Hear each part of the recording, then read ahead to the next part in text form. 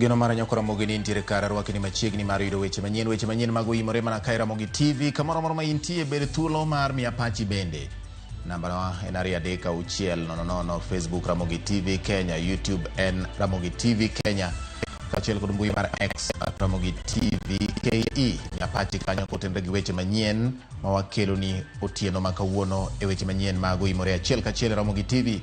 Mokwongo wayud thuond weche. Achidnade osebedo mang'eny maloyo yot ka nyithindo mane wachano ni wanyalo romogo e skul koyepo 100% mochopo gi sani gin mana atamalo 48 kende. Sikunde ma pacho ka oyawa yanga kawuono ka ywak to pod nitie ni mar kwan jopuonjre ma odonje skul kawuono nok kopim kod mano mowinjore. We thought of a boat, but the public boat that was available is no longer. I think it is not in operation. So because of that, these children are not able to cross over to reach the school. Sirikalo yango ni sikunde 44 okoyaw nikech midhiero ma okel kod oula ka moko makaluo to ne okobedo mayot ne jopuonjre chopoe.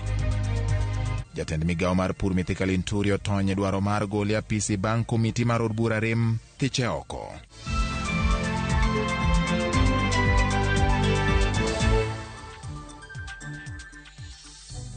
Arwaki ni machiegni nyakwa Ramogi mar yudo weche manyien adimba kokalo Ramogi TV. Jaloko mara iluongo ni Belinda Adhiambo. Nyinga en George Bati. Machiegni sikunde mapacho ka gikone tone oyawa yanga bang' piny owacho chwalo yepo makamano nyadiriyo kaluwore kod oula manokel kod koth mapek manosebedo ka chwe e pacho ka e kinde mokalo ma bende nosekelo kethruok e thoth sikunde mapacho ka. Kata kamano kwan jopuonjre manoyawo sikunde nene piny e thoth sikunde ka moko bende ne onge jopuonjre manodonje. Moko kuom gwenge ma kaluo bende noyudo midhiero makamano. Bang' chwalo yepo mar sikunde mapacho ka nyadiriyo kaluwore kod koth mapek manosebedo ka chwe e pacho ka, moko kuom jonyuol ne ogolo nyithindgi oko kendo kogi mar donje skul. Moko kuom tesende mag nyamburko ne obedo kod dhungruok mar jopuonjre nikech nok mar geche kod medruok mar nengo wuoth. Kuna msongamano wa magari, tunaomba tusaidike. Watoto watakana fike mapema manake kesho wanaingia na mtihani. Asa naomba mtusaidie kwa sababu wengine tu wagonjwa, tu watu wazima tunka hapa njaa tuuma. Fare imepanda 1500 badala hata 1000. Hii jamu imeletwa tangu asubuhi ni sababu ya NTSA barabarani wamezuia magari mengi. Wanafunzi wamejazana hapa, kuna wanafunzi nafaa wae shuleni mapema lakini imebidi wakae hapa hadi mida hizi na tujajua itakuwa ni saa ngapi ambao wengine watapata nini, watapata usafiri kwenda mashuleni kwao. Gato doko ni yepo mar sikunde ne otimore, sirikalo yango ni sikunde makwan giromo 44 ne okoyaw kaluwore kod midhiero ma okel kod pio oula. E limbe marwe moko kuom sikunde oyangore ni kwan jopuonjre to nenok kipimo kod kwan munjo bedni ne donje sikunde go. E kaunti ma Homa Bay, jopuonjre manok kende manochopo e skund primar kod sekondar ma Osodo kod skund primar ma Kobuya kata obedo ni oganda manojote skundno osedar kendo chiwo thuolo ne somo. These children are not able to cross over to reach the school. And we are trying to work with other partners. If we shall not manage to get a boat for the children, then as a ministry we are planning to relocate these children to the schools in the mainland. E kaunti ma Migori ne walimo skund primar Manyora kama maromo atamalo 48 mar jopuonjre kende manochopo e skundno kaluwore ni thoth miere pod pio kwako kendo moko kuom jopuonjre pod ok nyal chopo e skunde. Kata kamano somo to ne ochakore. Achidnade osebedo mang'eny maloyo yot ka nyithindo mane wachano ni wanyalo romogo e skul koyepo 100% mochopo gi sani gin mana atamalo 48 kende. Wuoth no bedo matek nikech kuonde ma giwuokie noyudo ka pi mar nam okwako. Gidhi gidak e centers gi jonyuolgi, moko be odhi kanegi, koro ok wanyal yudo nyithindo nyadichiel e yo mowinjore mondo giripot e skul. Kata kamano watemo manyo jonyuol ma obedo displaced modhi oko mar sublocation ma wantie mondo mi ginyal duogonwa nyithindo mondo nyithindo dhi e skul. E sikund primar ma Ombake kaunti ma Kisumu, somo ne ochakore ka obedo ni oganda mane pio dar e miechgi bende pod ojot e skundno ma osebedo kargi mar jot kuom ndalo buora. Kata kamano atamalo 40 mag jopuonjre ne ok ochopo e skundno. Kuom nyithindo 400 wan gi nyithindo madhi 250 moko pod ni dala. Nitie joma nodak kae, nodak e classrooms gi, ne gisewuok ema ni moko pi pod opong'o miechgi. koro gidake e skul ka, wamiyo gi bath skul konchiel mondo gidage. Nyithindo moko be pod gin go kanyo, ka nwasepenjogi to giwacho ni nyithindgigo bugegi to gi uniform ma gidhigo skul pi notero te, koro kaka ne gibi skul onge. To wang'isogi ni giwe nyithindogo biya kata gionge uniform nikech somo osechakore. E skund primar ma Nyamasawa, 80% mag jopuonjre ne orem chopo e skundno kaluwore ni thothgi koth mapek ne oketho bugegi kendo michgi bende oula ne opong'o. Kawuono wayawo skul kendo wayudo nyithindwa mochopo e skul gin 234 out of the number ma wantiere godo ma en 322. Nitie nyithindo matin molewo. Nyithindo molewo gi eki nodhi gi jonyuolgi e evacuation center. Moko jonyuolgi nooro oko, to wan gi geno ni gibiro kendo gidhi joinwa. Kowuoyo gi jofwambo juma mokalo, jatend migawo mar somo Ezekiel Machogu ne oyango ni sikunde ma ji obuoro e pacho ka gin 10 kende, kendo piny owacho ni kod chenro mar daro jogo kapok noyaw sikunde ayanga. Ile mashule ambaye wale wamekabiliwa na hii taabu wanakaa kwa wakati wa sasa they are not that many. We have 7 primary schools and 3 secondary schools where people who have been displaced because of the floods are temporarily staying as of now. And we are collaborating with national government, internal security, Ministry of Issues, so that we can be able to relocate these particular issues to other alternative areas in order for us to make sure that the students can be able to come back. Sikunde maromo 44 e Kenya mangima ok oyaw kawuono nikech midhiero ma okel kod oula ma osebedo ka okwako Kenya. Kaka jafwambo marwa Jojo Malero, moko kuom skunde to ne obedo matek ne jopuonjre donje nikech pong' mag aoche kod oula ma pod okwako alwora ma sikundego nitie. E seche ma jopuonjre moko nie chopo e skunde ma chako somo margi bang' piny owacho skunde ayanga e tam mar 2, moko kuom jopuonjre ok noyudo thuolo mar chako somo margi nikech sikunde gi pod olor nikech pi oula.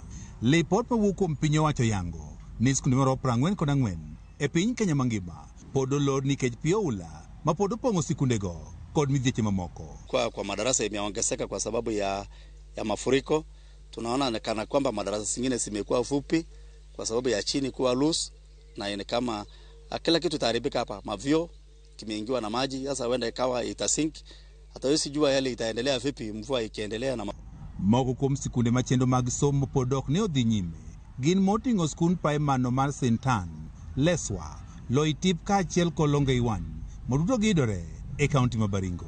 Kwa leo ni siku ya kufungua shule ambayo tumefika hapa shule wanafunzi wajafika kwa sababu mahali ya wanafunzi hapa bado kuna unyevu mingi, na matarajio yetu tunataka kufungua shule, na kama mvua itaendelea na maji itakuwa namna hii itakuwa ni vigumu wanafunzi kusomea mahali hapa. Sikunde gi e kaunti ma Baringo kod mamoko ma pod olor pod pi opong'o kaka mana yore mabende chopo skundego pod pi oimo.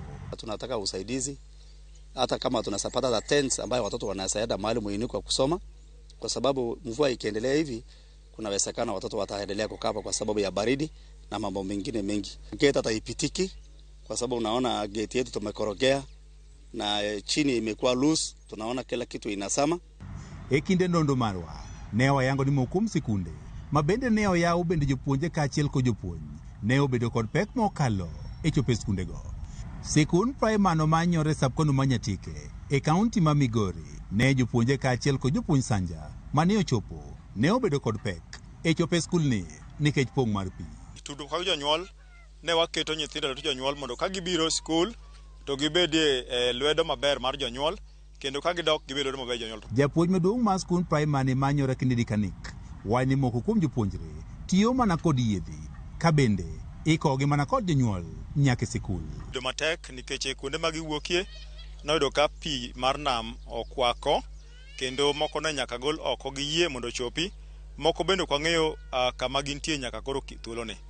Kane oromo sa 7 mar odiechieng' ma jopuonje dok pacho mar Gago, jopuonje mag skund primary Manyora mawuok kuonde ma pi oula pod opong'o mane jonyuolgi ne orem chopo e sikul mondo koro kawgi ne oriyo kech e sikul.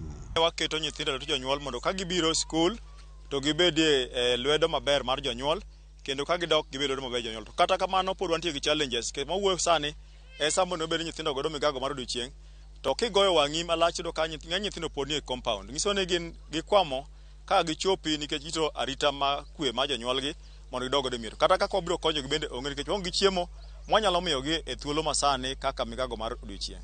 Sikunde mamoko kaka mano ma Ngugo e sabkondo Manyatike obedi jopuonjre ne obedo kod pek e chopo sikul.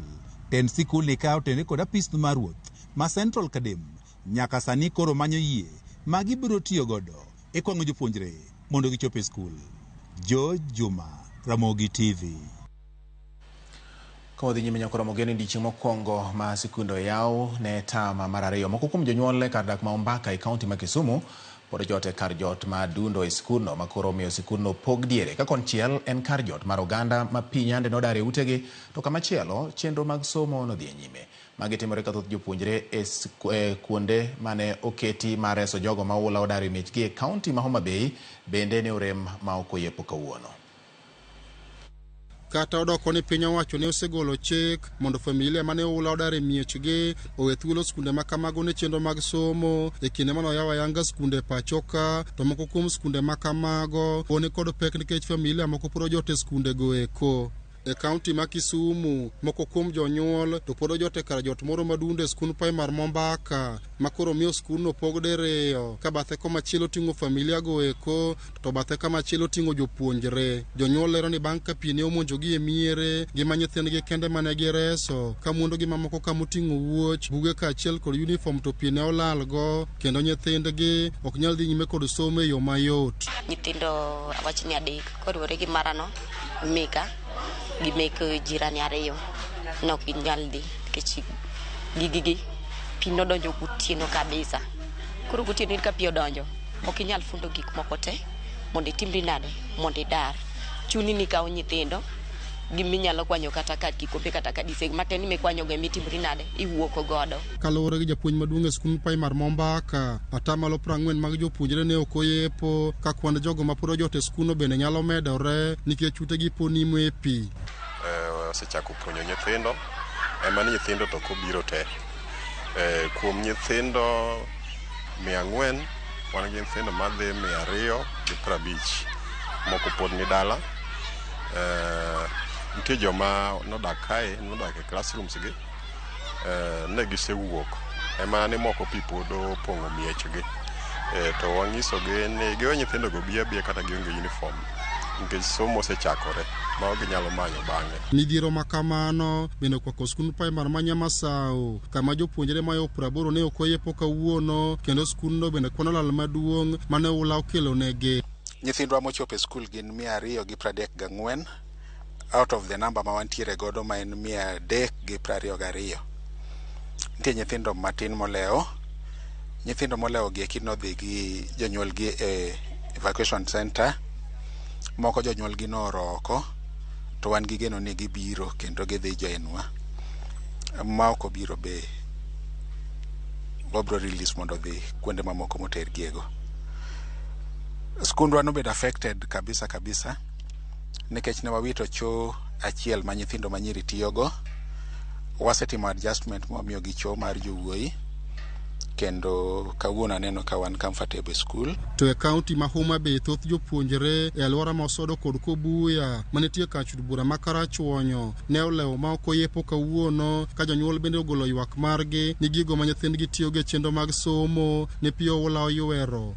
Wainyore makata udi ok wanyadoke gi nyithindo matindo. An gi nyathi matin kaka dadok kode e suna ot kende ng'ich ot osedhi gi bathe onge kata kaka wanyalo timo. Wakwayo sirikal ni mondo konywa kata lep nyithindo mag sikul gin gidong' e pi te pi oywero gi buge nyocha ng'ich te odhiye buge onge ma nyithindo biro ge skul.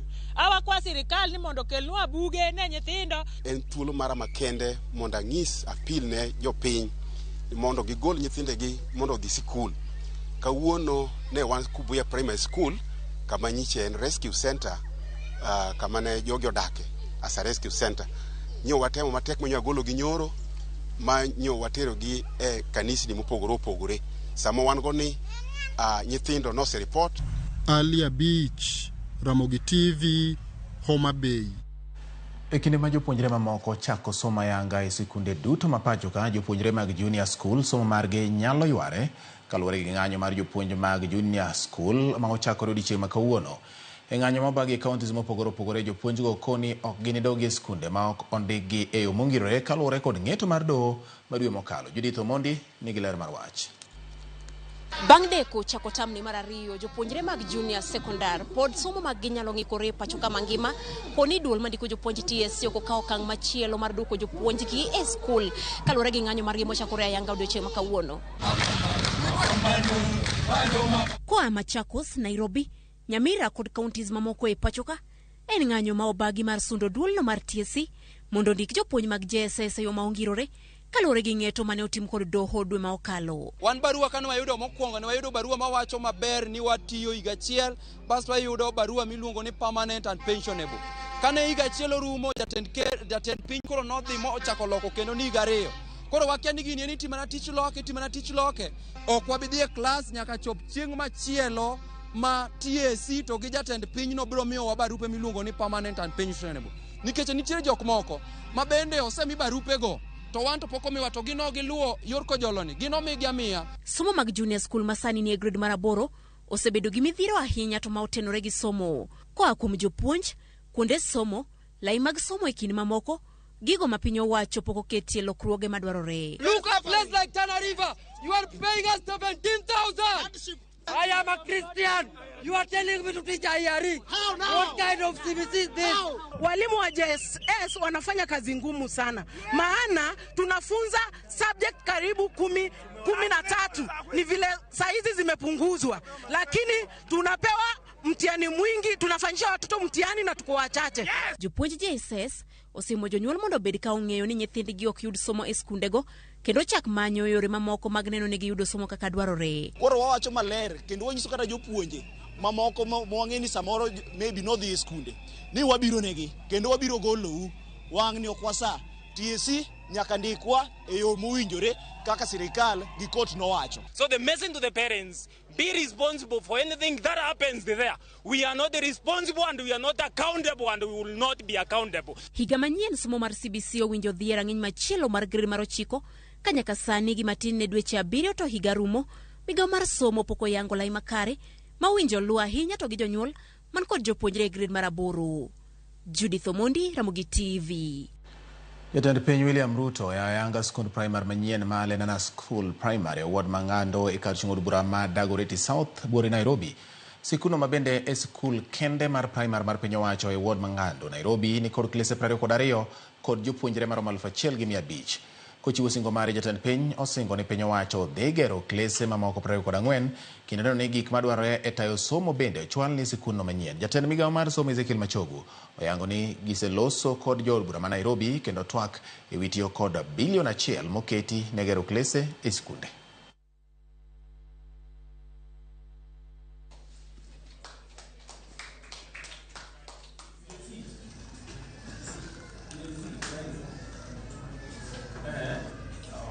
Leo tumefika hapa kufungua madarasa 22 ya kwanza. Watoto wetu kama 1,300 wataanza kusoma hapa shuleni. Mimi naelewa ya kwamba bado watoto wetu wengi wa Ngando hapa bado hawatapata nafasi ya kutosha. Hapa tunahitaji madarasa mengine 24. Sawa sawa. Na mimi nimejitolea, sio wizara, mimi mwenyewe nitajenga hizo madarasa 24. Na nimekubaliana na kontrakta huyu kontrakta anaanza hiyo kazi leo, ili baada ya miezi miwili mimi nirudi hapa tena. We give God all the glory, kwa sababu mkasa ambao ulitokea umetuzalia matunda ya hii shule yetu ya Lenana School Primary. Tunashukuru sana ministry ambao walitoa milioni 40, CDF ambao walitoa milioni 20 kutengeneza hii shule. Watoto wetu ndio hawa. Mmefurahia shule mpya? Riwruok mar okinde ma pacho ka LSK oseo kang' mar sirikal daro ji gi thuon e kuonde ma ne oyangore ni chik nopuodho dak mar oganda. Jakom mar LSK Faith Odhiambo owacho ni muko mane otim e kar dak ma Mukuru kwa Ruben en ataro mar chik kendo rocho ratiro mag oganda. Riwruogno bende oseo kang' mar sirikal yawo sikunde kinde ma sikunde mamoko to pod ni kod midhiero kendo jopuonjre ok nyal donje. Si haki wala halali kuwaondoa watu sehemu wanazoishi bila sababu dhabiti na mwafaka.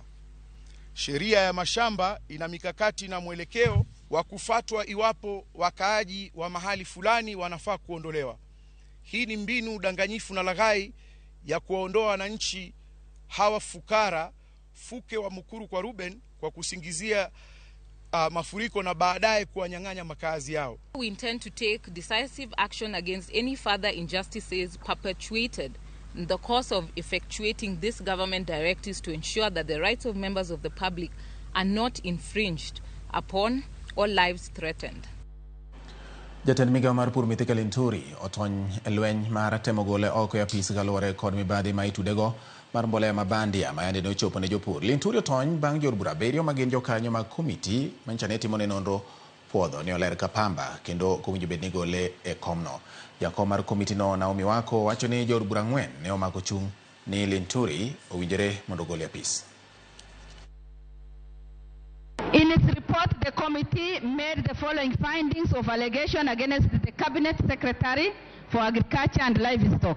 The allegation under ground 1 on gross violation of the Constitution or any other law, ground 2 on serious reasons for believing that the Cabinet Secretary has committed a crime under national law, and ground 3 on the gross misconduct as outlined in the special motion are unsubstantiated. As a member of this House and as a lawyer, I have spoken and interacted with some of the members of the Select Committee.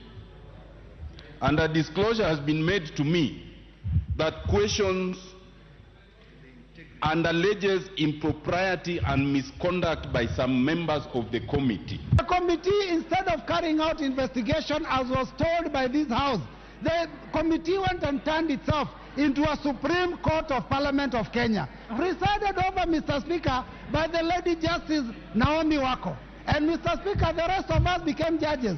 Mr. Speaker, the question we are asking is this: is the committee of the House supposed to operate like a court, or are we supposed to continue operating like a committee of the House? You cannot cast aspersions against your colleagues without a specific motion against any one of them or several of order against any one of them or any 2 or 3 of them that there was impropriety.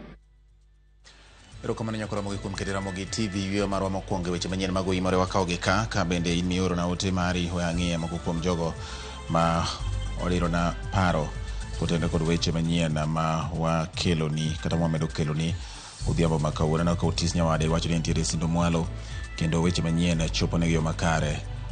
Erokamano gin gimindo de Lydia Tieno. Erokamano ka bende aneno news maler mano Dantes Japati nitiere legala kabiero. Erokamano kuom ketera mogi TV. Aneno maler ahinya mama ni midhiero mar koth ema pod let ne chunya. Asema ulo kendo winji makara ahinya mano oyando Wycliffe. Erokamano oyando Wycliffe. James Otieno chieng' mar Sirimba weche manyien maler ahinya. Kasto Awiti Jarodi watin bati amor kodi kuom kelo weche manyien e yo makare. Erokamano Awiti Jarodi kuom medo ketera mogi TV e weche manyien odhiambo ma kawuono nyakwara mogi. Anoka weche medo donjo ka kendo ji medo mia otimo pogore lan tindi wacho ni amora ahinya kod kaka kelo weche manyien nitiere uri nyal kinyi nitiere Mbeta Town na mogi TV neno maler ahinya. Mbeta Town nyaka Chula Rosenga. Erokamano kuom ketika. Kasto Week Topizo Bengo Ochengo Bengo wuoda Kanyamkago Ongora Kakuru Primary Batina mogi TV neno maler ahinya. Marcos Frederico Uma kata Agabo Woodman Adundo kantire Nyamira National Polytechnic Ramogi biro maler kendo chopo no makare. Gin gi jo Polytechnic wetene Collins Odewa bende nena makare ahinya. Musa Wuod Atieno koda Casto Alantindi nase lido ote maru kanyo. Mzee Omanga bende nitire ka wacho neno news yo mongirore ka entire Luanda Nyamasare Mbeta. Erokamano kuom kete Ramogi TV. Nyakora Ramogi Fredi Makotieno erokamano nya Jalamo Japolo kaachiel kod Alexis Brian Sanchez Otieno gi Vincent Kajomo duto te unena untiere makare ahinya. Eriko Demo ka ntiere chungi ka Nyamkago, in bende in ka Pastor Mondo Tiche mar Gema Nyinyore. Erokamano kuom kete Ramogi TV weche manyien kaachiel kod jomoko wacho ni walo gi bilion 1 manade kwani kidwa gero sikunde adi Onyango ajwala ka ntiere uradi. Okay, yina manda ka uyoge kanyo Nyakora Ramogi dakika 25 osekalo bang' saa 3 wadhi yweyo ka waduogo por wan gi weche mamoko oyimore ka med mana oro pachi kendo kete mana ka kikidi mabor.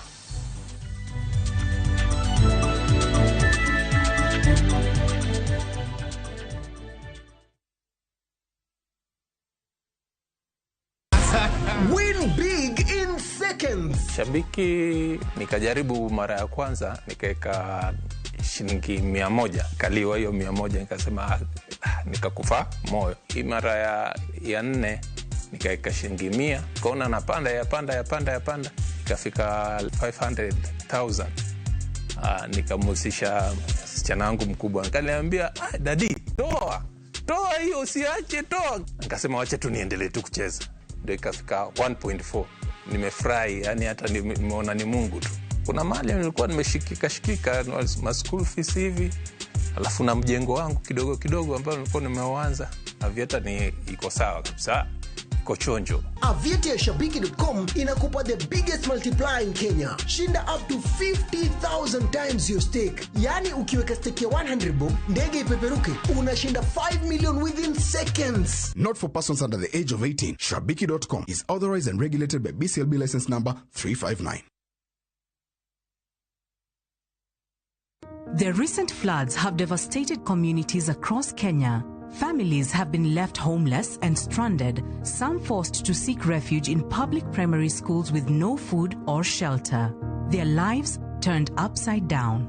But there's hope in the strength of numbers. Kenyans of goodwill are coming together to donate and help families affected by the floods rebuild their lives. Every donation, big or small, will make a difference. Let's come together and help a Kenyan rebuild their life. To donate, dial *802#, then select option 2 for the Kenya Flood Funds Drive, then input the amount you wish to donate to assist floods victims or visit saidika.co.ke. Your donation will go towards helping families affected by floods. Hi there, I'm your new friend Penda from Paokwa. Come along for our adventure today as we take you through the Hummingbird Tales. Kim and I are going on a camping trip with our Scouts troop. But first, Tilly, AJ, Kim and Penda will explore some inspiring African stories. we will learn together about Dr. Rachel Masake. Can I ask you what you are good at? Maybe you can draw or run the fastest in your class. The little ones of all ages will continue learning as they watch the best content on the go only on Viusasa. There is so much to explore.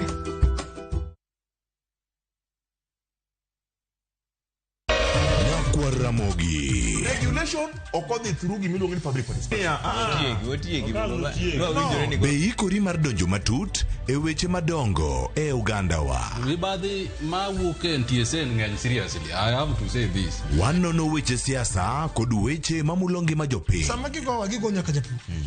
Nikech japur ni obro puro kande ni otere kare. Buch jopiny en kama wamiyo pek paro kachiel kod nonro ma intiere godo. Wan gi chike mabeyo matayo gigi waduto te. Ok diang' wachnya every time ka ng'ato dwaro to waloko chike. Nyinga Trevor Ombija jandingo panga jo Nyakach dendo nombija taya nyakwar guok kocha pesa. Wanere kendo. Tich adek ka tich adek, saa 3 otieno, mana e Ramogi TV.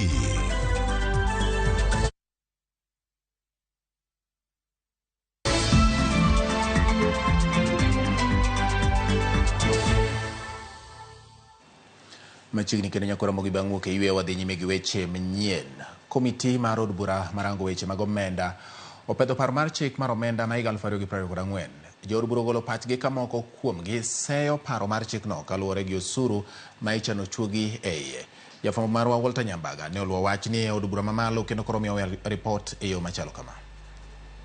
E somo mokwongo mar paro mar chik mar omenda mar 2023-2024 manyocho pedhe nyim od bura kod jakom mar komiti marango weche mag omenda Kimani Kuria okoni goyo chapa mar paro mar chik e bwo ndalo 4 biro chiwo thuolo mar kawo pach oganda motelo ne jo od bura goe mbaka kendo kalo moko kuom weche manie paro mar chikno. So today we're able to convince the House to help us reduce the publication period of the bill from 7 days to 4 days.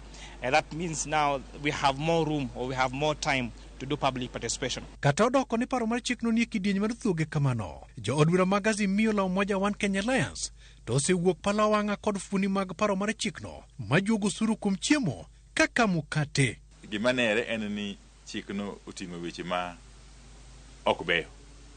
Kendo gima nere malong'o en ni omedo osuru ma ng'eny ahinya ewi japiny. Kuom mano wan gi pachwa en ni en chik moko nego puodhi kata mondo kadhi e bunge. En chik monego jogo manyo okele okawe kendo dog mondo otimne nonro makare. Usuru mar mkate ni iyudo ni in 30 years ago igni 30 manokalo ema usuru ni nentiere to nosegole ndalo Moi. Usuru ni koro Ruto duoke ka kendo sani. Matiende ni Ruto ni oonge interest mar Kenyans at heart. En ng'ama dwani mondo oneg Kenyans. To en ng'at ma ineno ka gimoro kotimre matin, nyochi ineno ka avocado, ka ng'ato pidho avocado ne kata maembe ne, to oro jo KRA to kwano avocado e wi yien malo to keto usuru. To mane gima sani dhi mbele ne wakulima sani. Hii ni kitega uchumi cha namna gani ambacho leo unaongeza shilingi 10 kwa mkate? Mwananchi gani sasa ambaye ni maskini ama ni mwananchi gani ambaye hali yake ni duni, yuko chini, anaweza kununua? Kajod bura ma Kenya Kwanza to koni jo Kenya mondo bed mana gi horuok ne paro mar chikno podi bido iye makare kendo kwanyo moko kuom gigo mabeyo. Only after Bunge has made the final proposals can we talk about what is good and what is bad in the finance bill. We need to allay the fears.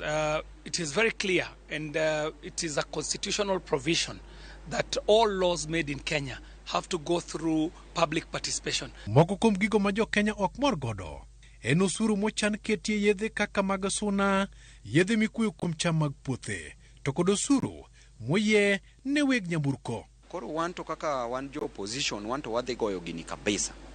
Wadoni wago gini to ka possible to weche mag ng'anyo bendo duogi. Wach mar mosquito nets. Yadh suna. Werigi nets, yadh suna mikuone suna. Yawa, kimede ushuru. Malaria ok en gimi tugo godo. Malaria en gima nyalo tieki dakika achiel. We should be asking what is the overarching concept that would be informing these proposals. The pinch is felt on all of us, whether it's on our pay slip, whether it is on our consumables. When you're going to pay something, you realize that you're paying tax. It's painful. The Finance Committee will go around the country and they will seek views of Kenyans. And I know as Parliament, they will respect the views, as Parliament will respect the views of Kenyans. E twak mar usuru mar paro mar chik melo 2024 michan goye mbaka kod jo od bura. Berkingo ni doho ing'eto mokalo Marelo 2023 nosechiwo thuolo ni nyaka ka pa japiny kendo ketie tim. Penj maduong' ni to bende pa japiny inyal kwan kogiko. Walter Nyambaga, Ramogi TV. Ler mar od bura, Nairobi. Wasuru nyakora mogi kowuok e od bura kanyo gi Walter Nyambaga ma bende pod miyo bedo ka biro menyonwa weche matimore od bura wach mar paro mar chik mar omenda makoro sani nyuolo penjo maka kod kacha kowuok kuom jo od bura kaachiel kod jopiny bende nyakora mogi. Jatend migawo mar thieth Susan Nakhumicha okwayo mondo lero bedie e chenro mar daro mwandu kowuok e gulu mar okumba mar NHIF kadhi okumba manyien mar SHIF. Nakhumicha moloso e kinde yango mwandu mag NHIF ma owinjo bed ni dhi e nying mar SHIF omako chung' ni owinjore chenro mar loko mwandugo tim e yo maonge kod mibadhi moro amora kata chochni. Mwandu makamago SHIF dhi chako tiyo godo dwe mar 7 mar higani. Chenro mar ndiko jokanyo e chenro no bende owinjore otimre chakre dwe manyien.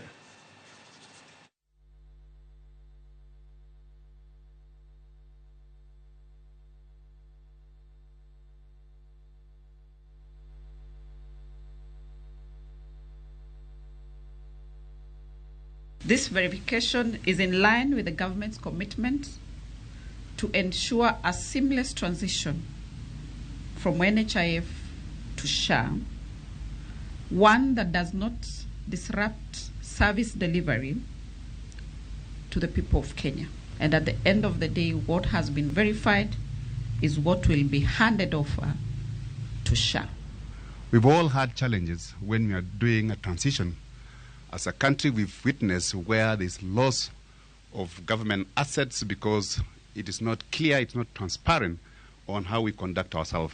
What does NHIF own? What are we passing on? So that they don't say they received 10 vehicles and we gave them 100 vehicles. So that's the whole exercise. Madeni ni gapi? How much money do we have? What liabilities are going to SHA? Beyond just being a legal and constitutional imperative, it is important that we do things in the right manner. I'd also like to thank Engineer Kamau and his board for being responsible parents, so that at least we have an inheritance that we can inherit, and we promise that we're going to take care of it in the manner that is required.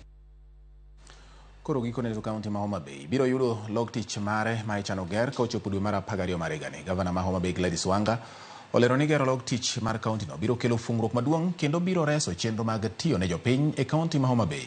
Log tich no ichano ger kod agulu mar County Pension Fund CPF, chenro ma bende biro monyo omenda maromo $500,000. Gavana Wanga oloso kinde nyasi mar yudo thuolo kowuok kuom duol mar lope pacho ka NLC e wi chenro mar gedo no.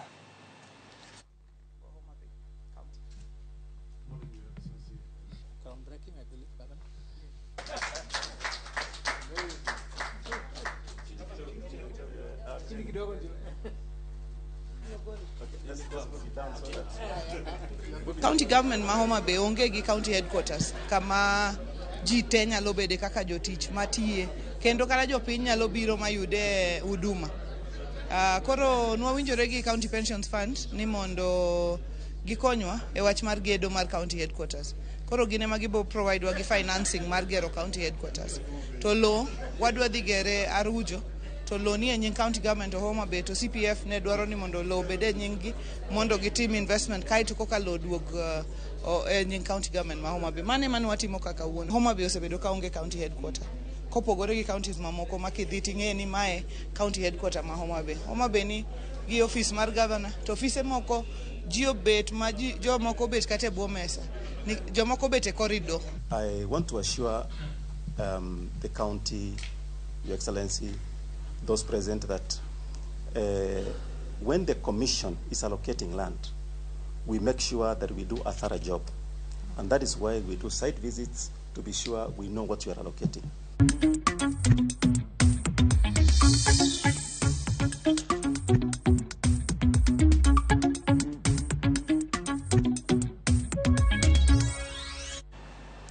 Nakoromogo donjo weche mag ohala. Bengi mar Equity oyudo ohala mar atamalo 25 e thuolo mar rekomenda ma nyaka tarik 31 mar dwe mar adek higani.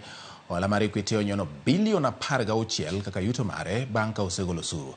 Ma en medruok ma owuok e siling bilion 12.3 manoyudo e thuolo ma kamano higa mokalo. Bengi no kata kamano obedo gi medruok mar gope ma odiwo ma ok chul kaluwore kod uchumi mapek ma okwako jo ohala matindo ma pacho ka.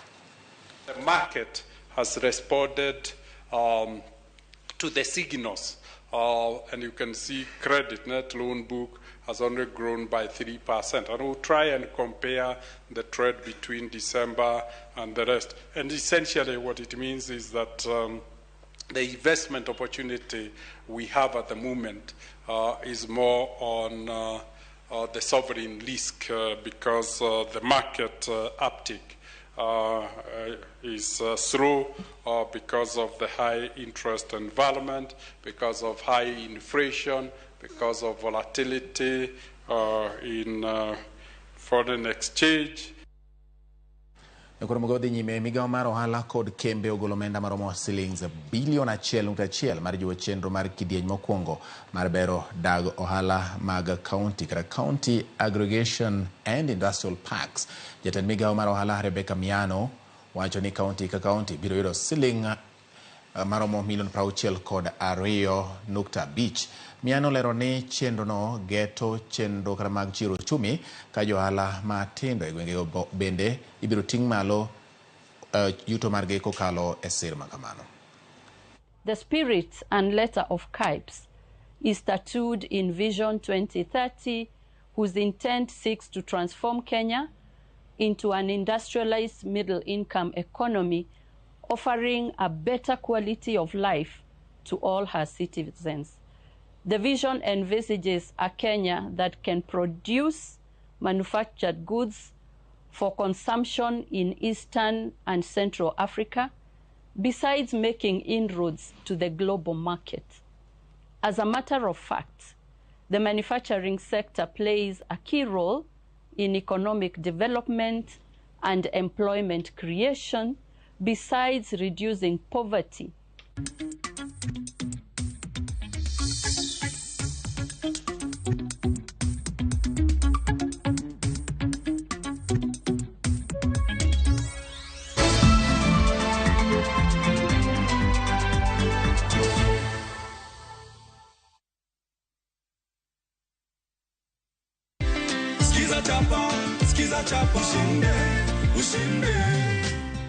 Ndugu yetu anapata shilingi zake 50,000. Musa Jakadala tukimpa tu.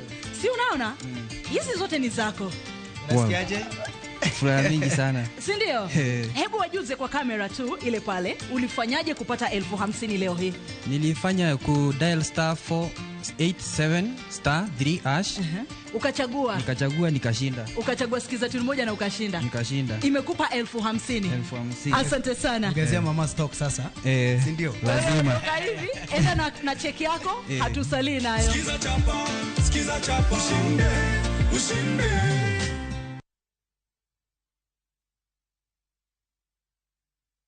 Nyakwa Ramogi ne gin ji mahumbgi ne lach kane giloso oganda ne chiko itgi bende kama ne gikalie weche ne dong' matho. Nuna nigo kot kamoro kachacha nogoyo asa madwa wache to go kot to jibiro te Noero sort of dispute. Kata kamano oganda osepenjo ni gin kanye to gitimo ang'o to mosenindo anyuola gi paro gi nade. Igni mose kalo ne gin jok maideo to kata mana sigand gi bende ne wuoro. Gisani awuok oko mar manyogi kata mana anyuola margi mondo wami mathoth kama gintiere to kod gino magitimo. Riuri kod Walter Nyambaga ka okelo ni chenro mar gin kanye tich ang'wen saa 3 otieno.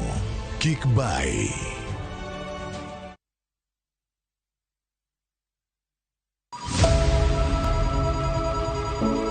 Wuoth mar manyo chang.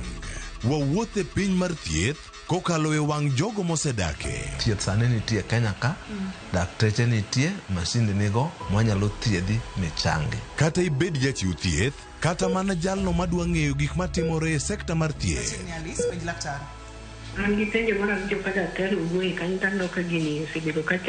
Wakolo pach jolony ka wayudo sigana tok kode marochere. Waweuru keto reputation mbele. Ngima mar ng'ato. Ng'eyo matut e weche mag thieth chako gi goyo mbaka. Advice jowani ne uru penj laktar mondo ing'e kuma inyalo konyorie kapok iyumba. Penj laktar. Wuok tich nyaka tich abich saa 12 odhiambo. Mana e Ramogi TV.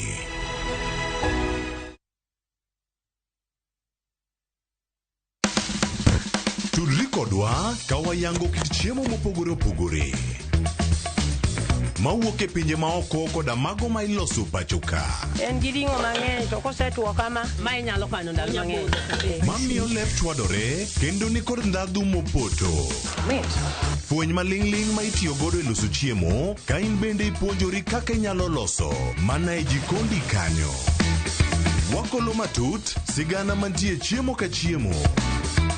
Ka waromo kod jotedo mamiyo ndhadhu bedo gi ngima. Ma rech minyalo chamo kanumu. Ok ochuno ni tede.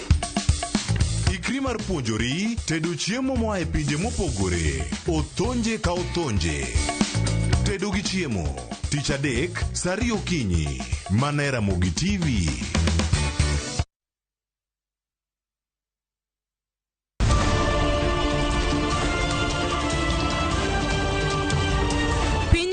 To rugi mage. Weche manyien. To chuny mbaka en nyiero, ywak kod muodo lak. Matwak kod duond jopiny. Nyakora Mugia jong machiegni neno weche manyien. Ma en Rupiny kod mbaka oromo. E Ramogi TV.